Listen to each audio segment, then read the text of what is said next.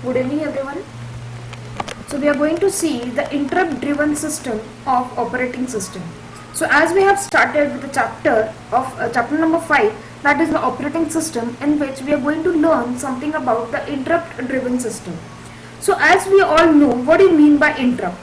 So what do you mean actually by interrupt? Interrupt is nothing but an an obstacle which is going to come in between the program.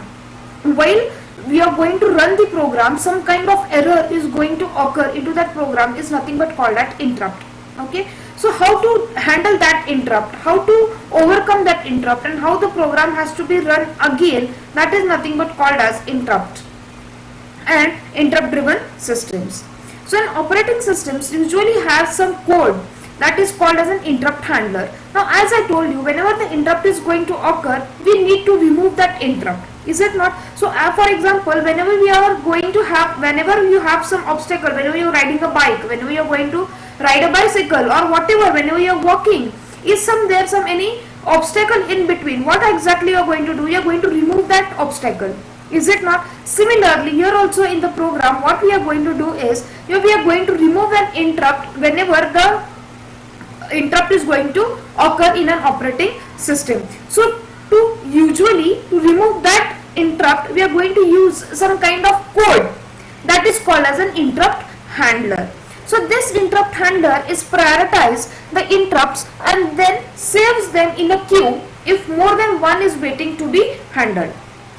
Now this interrupt is going to occur when there can be 1, 2, 3 or 4 interrupts, whatever the interrupts are going to occur. So that is to be kept in a queue as if more than one interrupt is been occurred. Okay, so the interrupt handler is going to prioritize. Prioritize means, now there are basically two types of interrupts, the software interrupts and hardware interrupts, which we are going to see it later. So once the interrupt is occur, when there are more than one interrupts, what exactly we are going to do is, we are going to give some priority to each and every interrupt. So which interrupt has to be handled first, which interrupt has to be handled the next, that has to be prioritized, and that work is done by the interrupt handler. If there are more than one number of interrupt which is going to occur, that is kept in a queue to be handled into the later part. So in a personal computer, whenever you are going to use some kind of personal computers, that is having the hardware interrupts. So whenever the hardware interrupt is going to occur, the request has to be sent. That is nothing but called as IQR. That is, interrupt request is sent so that it has some value that is going to associate with that particular device. Okay. So this, in interrupt driven system, the main program is nothing but a single instruction which is going to jump within itself. So while solving one particular program, what exactly we are doing, when for example, suppose when you are writing the program in a C, okay, and immediately one interrupt has been occurred. So to remove that interrupt, what we are going to do, we are going to jump within the same instruction unless and until you are going to come out of the loop, you are not going to jump to the next step. So there is one self jump instruction for this interrupt, and then it is going to move to the next step. Unless and until the interrupt is been removed, the example or that instruction is going to jump within itself. Okay. So the various tasks in the systems are scheduled via either the hardware or software interrupts, where the dispatching is performed by the interrupt handling routines. So to handle these kinds of routines, there is a service routine, that is ISR, that is the interrupt service routine, which is going to take action in response to the interrupt. Now once the interrupt has been occurred, we are going to give them a priority, and when this priority is given by the interrupt handler, is it not? So once the interrupt has been given, the service routine is come into the picture, the service interrupt is going to come into the picture and take some action onto that particular interrupt. So why OS, now let us see why this OS is called as the interrupt driven system. So the modern operating systems are interrupt driven. Now so whatever the operating systems you are using nowadays, those are already the interrupt driven systems.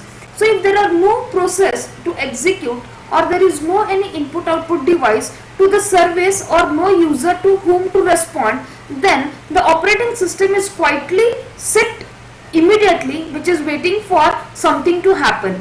Okay, so once there is some process is going on to execute, if the interrupt is occurred, it has to be removed.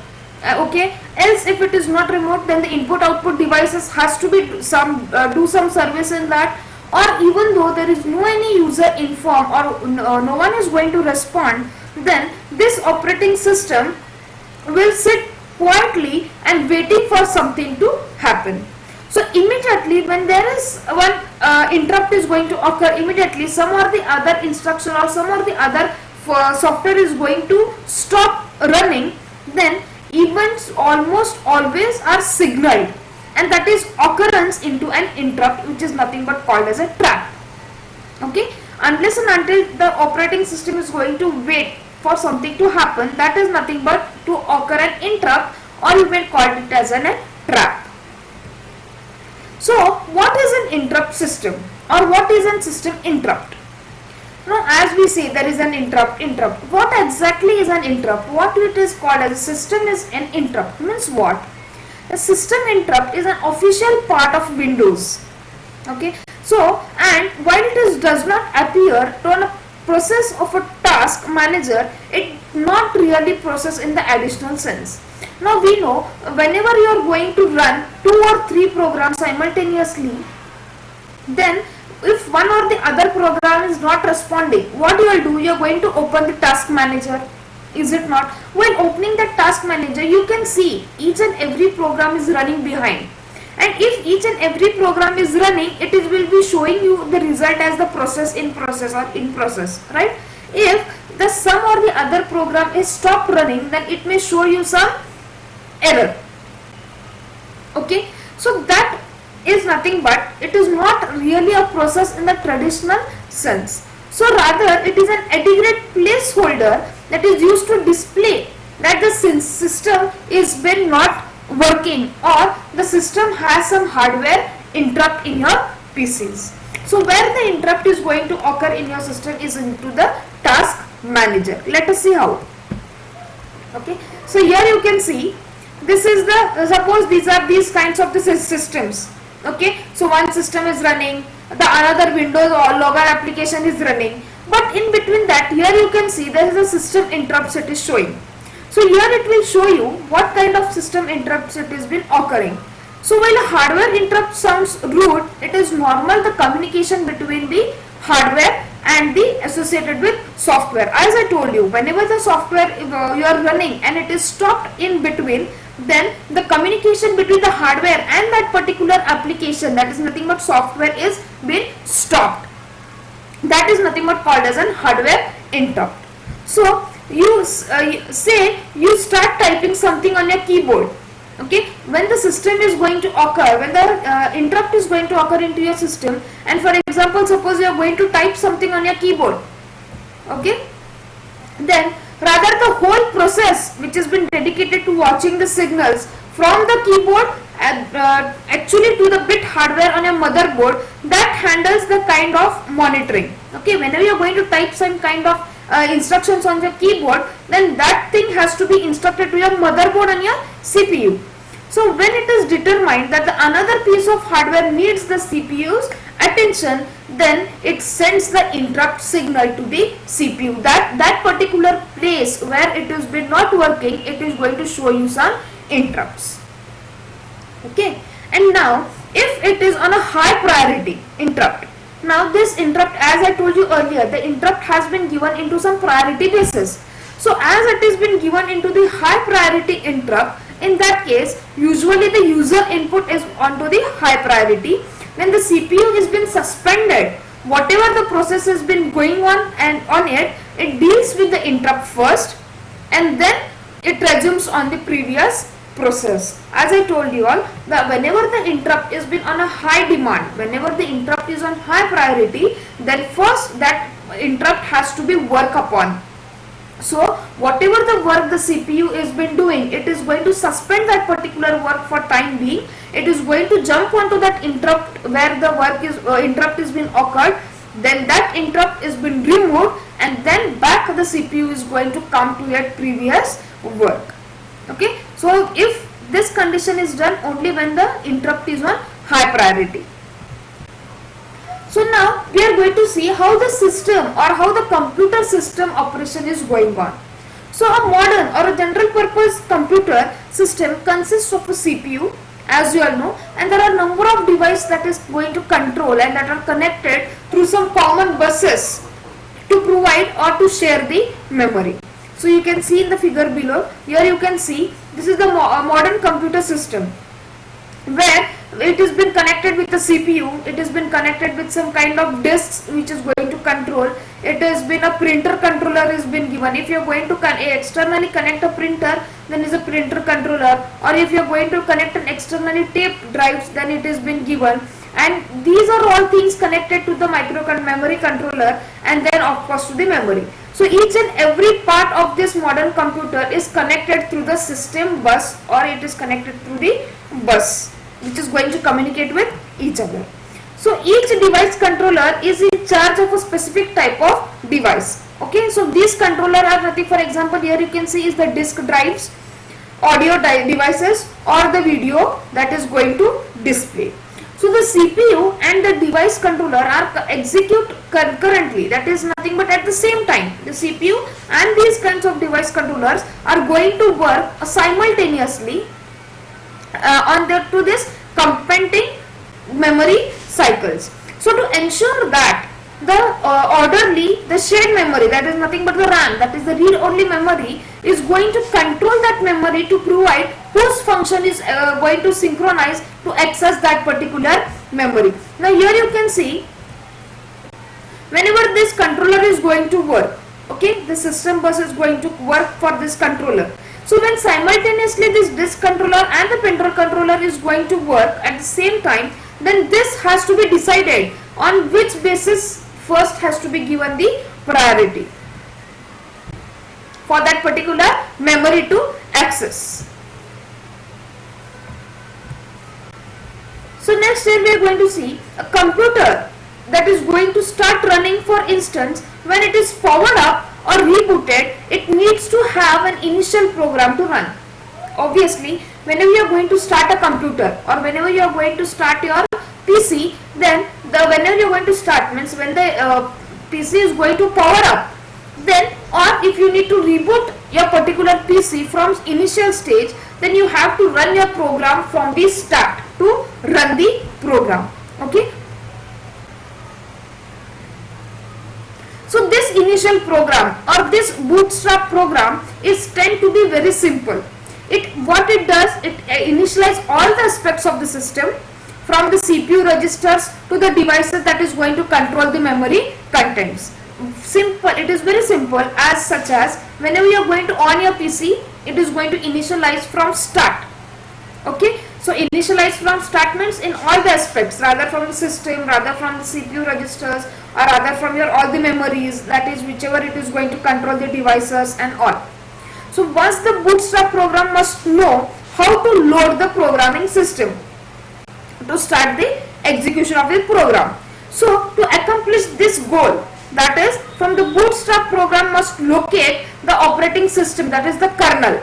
As we have seen this kernel, which is the main part of the operating system to work from start to end. And then once the kernel is been located into some particular core of the operating system, and then it is going to load into some memory. So this operating system tends to start executing the first process, such as INIT. INIT is nothing but it is going to initialize, and then it is going to wait for some event to occur. So this is the procedure how the system is going to work. So here the occurrence of the event is eventually signaled by the interrupt. Okay, so the interrupt is nothing but a signal that has been given to the or transferred to the CPU requesting for the attention. So either it can be from the hardware or either it can be from the software.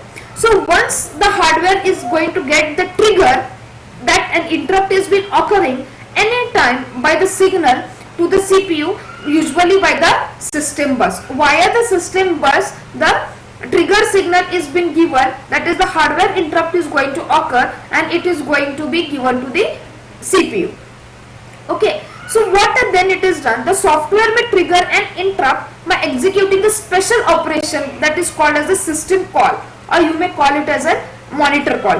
When the hardware interrupt is going to occur, that time it is a requesting attention given to the hardware via the system bus, but whenever the software interrupt is going to occur, that time the interrupt is been executing via a special operation called as a system call, or it may called as a monitor call. So basically there are many different types of events that may trigger an interrupt. For example, the completion of an input-output operation, that is the division by zero operation, or invalid memory access has been given, or an in request for some operating system services. So these are some different interrupts you may need to trigger for an interrupt. Okay. So for such interrupt, the service routine is provided that is responsible for dealing each and every interrupt. So when the CPU has been interrupted, as I told you earlier, once the CPU has been interrupted, it stops working, and what it is doing immediately is it is going to transfer the execution of the fixed location, and this fixed location usually contains the starting address where the service routine of the interrupt is located. So this interrupt service routine executes, and upon the completion of the CPU resumes and the interrupted is computation. So the time being, the timeline of this operation is shown in the figure below. Now here you can see, this is the interrupt timeline for the single process doing output. Okay, so here you can see there is the input output request, here is the transfer done operation request, here is an input output request, and again the transfer done. So here you can see that there is a CPU. He is going to user process the executing. So once the signal has been given and the interrupt has been going to occur, that time this input output interrupt processing is going to be started, and the input output device is going to ideally transfer this. Here the input output request is given, and then here the transfer has been going on. Simultaneously, once it has been done, this user process is going to start. Then again the next input output request has been given, and then the transfer is done. So simultaneously interrupts are important part of the computer architecture. So each computer design has its own interrupt mechanism, so that, but there are some several functions which are common. So the interrupt must first control the appropriate interrupt service routine. Whatever kind of interrupt you are going to occur, the first interrupt service routine must control the appropriate function. So the straightforward method for handling this transfer would be invoke a generic routine to examine the interrupt information, and it is going to hold the interrupt specific handler. So these are some kinds of things where the interrupt must occur, and simultaneously it should be work upon it. So however, the interrupts may be handled very quickly, and be given that there are some specified and predefined number of possible interrupts, a table or pointer, or you may say to the interrupt routines instead of using these all kinds of things.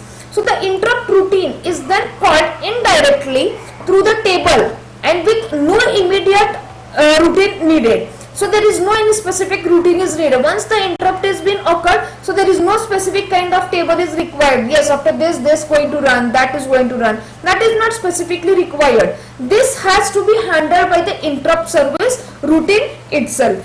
So generally the table of the pointer is stored into the lower memory, that is starting from the location of hundreds. So these locations are going to hold the addresses of the interrupt service routine of the various devices. Okay, as there are the interrupts of the hardwares and the software, so each and every interrupt is located into some particular memory location which is starting from the address of 100. So this array, or you may call it as the interrupt vector of the addresses, is then indexed by some particular unique device numbers with a given interrupt request to provide that address to the interrupt service routine for the interrupting device. So there is an interrupt vector. This interrupt vector is nothing but holding that particular index address once where you need to jump immediately when the interrupt is going to occur, or the interrupt request is been sent to that address, so that immediately it has to be worked upon. So the operating systems as different as the MS-DOS and the Unix dispatches the interrupts in the same manner. Okay, so the interrupt architecture must also save the address of the interrupted instructions. So many old design that has been simply stored into some interrupt addresses into the fixed location or into the location indexed by the device number.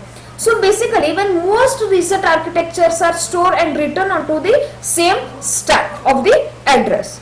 If the interrupt routine needs to modify, or if you need to change the address of the what you can say interrupt, then the processor state of the instance must be modified with the help of the register values. So it must be explicitly save the current state and then restore it before it is going to return. So once the address, suppose you want to store the new address of the interrupt onto some other location, then what you need to do is you need to save the current address and then return back into the process.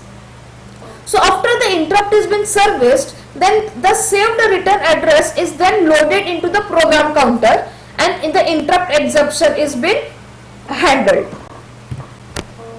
So usually the interrupts are disabled. While an interrupt is being processed, the delay in incoming interrupt until the operating system is done with the current one, after which the interrupts are enabled. Basically these interrupts are being disabled, and once the interrupt is been disabled and you know there are some delay in coming of the incoming signals for this interrupt, then the operating system is done, the operating system is going to run with its own program which has been concurrently going on, and then later on once the interrupt is being coming throughout, then the interrupts are being enabled. So if there are no thus enabled or disabled, the process of the second interrupt while the first one was being serviced would overwrite. Is it not? Well, one interrupt is been serving and immediately when second interrupt is been occurred, then what it is going to do, the second interrupt is been going to overwrite onto the first, and then the first interrupt would be lost. Okay, so the sophisticated interrupt architectures allow one interrupt to be processed during another. So whenever there are some number of interrupts are going to occur, then that time only one interrupt is given the permission to work at a time. So when second is been generated or when third is been generated, those second and third interrupts are meant onto the queues. So as I found, the priority schemes is been suggested. As I told you, each and every interrupt is been given with some priority, so that if the high priority interrupts are occur, then basically first it is worked upon those high priority and the rest low priority interrupts are kept into the queues. So this priority scheme, which is on the request types, are assigned some priorities according to the relative importance, and the process is been done and stored separately for each priority. The high priority interrupt will be taken even if the lower interrupt is been active. Now, as we know, even if in the case, if you can see, if there is a high emergency into the hospital, what the doctor does, the emergency patients are treated first, then the normal patients. Is it not? Similarly, here also, when the high interrupt priorities are been requested, even though the low interrupt are been working and the high interrupt are been initialized, then basically these low interrupt systems or the least low interrupt is kept actively at the same time, but the first priority is given to the high interrupts, and this is for the lower, that is called as the masked. Okay, or selectively these low level interrupts are being disabled to prevent the loss of the interrupts or for the unnecessary ones. So the modern operating systems are the interrupt driven systems. If there are no process to execute or no input output device to service, then no user whom to respond, then this system will sit quietly waiting for something to happen, as I told you earlier. So event, most of the always are the occurrence of the interrupt or the trap. Now what is a trap? Trap is nothing but an exceptions, you can call it as that, and it is a software graded interrupt caused either by an error As I told you, it is going to cause by an error. For example, by the suppose whenever you are going to do some maths calculation, or whenever you are going to do some arithmetic logical operation things, that is division by 0 is given, or some invalid memory access has been occurred, or some specific request from the user program that the operating system cannot be operating system service be performed. So these kinds of things, whenever it is going to occur, then a trap is going to occur by a software generated interrupt. So the interrupt driven nature of the operating system is defined into the general structure.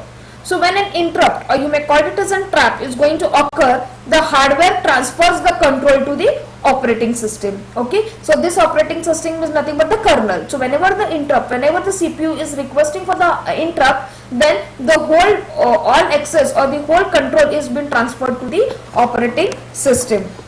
Then the first operating system preserves the state of the CPU by storing all the registers on the program counters. Whenever the CPU is been stored to the operating system, then the operating system is first, before initializing or before starting to work on the interrupt, the CPU is first going to store all its previous data into the registers and the program counters, and then it is going to determine which kind of interrupt has been occurred, and with the help of the polling, the inquiry or the query of all the input output devices has been detected, and the requested service is being called upon, and then the result of the vectored interrupt system is going to call. So for each type of interrupt, some separate segments of the code is being operated by this operating system section, which be taken into the action. Now as there are some n number of interrupts are going to occur, likewise each and every interrupt for each and every system is being located into some particular interrupt vector address. So each type of interrupt is going to have some segmented codes. Suppose one type of code is been occurring into the hardware, then particular code is been assigned. Second interrupt is going to occur, that particular code is assigned. So, for example, suppose software interrupt is occurred, then that particular code is been assigned, so that the system is going to get immediately looking up for that code which kind of interrupt is been occurred, and where to initialize and where to give the priorities. So that kind of segments has been given to each and every interrupt. So an interrupt driven system is the main program is to the self instructed. The various tasks of the system is scheduled either via the hardware or the software, whereas the dispatching of is performed by the interrupt handling routine services. So here you can see there are n number of interrupts it is going to occur. This is the void main void. Suppose this program is running, immediately the first interrupt is going to occur, then this interrupt SSI interrupt service routine is going to come into the picture. It is going to work onto this first interrupt, then it is going to jump into itself. Simultaneously there are n number, then the secondary ISR interrupt and the n number of is going to come into the picture. It is going to help its own routine, and likewise then it is again going to jump to the main function. So unless and until you are going to work on this routines or the interrupts, then you can't jump into the main program. So here you can see some hardware and software interrupts. The hardware interrupt is nothing but when you can call it as a hardware interrupt is when the signal generated by the peripheral devices. Now peripheral devices nothing but we are going to connect some external devices to their CPUs, that is nothing but the peripheral devices, and that peripheral device is going to send the signal to the CPU. In return or in turn, this CPU executes an interrupt service routine, that is an SIR. When the interrupt is occurred, then the CPU is going to call to the interrupt service routine function, which is going to take some action for that particular interrupt. And what is software interrupt? It is similar to the hardware interrupt, but in that case only cause one code module to pass control to the another. That is nothing but the software interrupt. Now here you can say the hardware interrupts and the interrupt service routines. An interrupt can happen anytime asynchronously. Asynchronously means anytime it is going to occur.